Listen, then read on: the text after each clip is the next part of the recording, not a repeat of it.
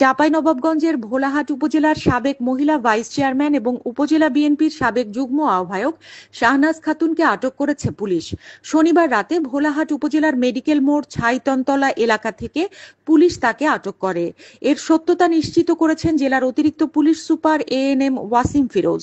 Police ও স্থানীয় সূত্রে জানা গেছে, 23 জুন উপজেলার চরধরমপুর মিস্ত্রিপাড়া এলাকার সাইবুর রহমানের স্ত্রী তাজরেকা খাতুন পারিবারিক কলহের জেরে তার স্বামীর শরীরে গরম ডাল ঢেলে দেন।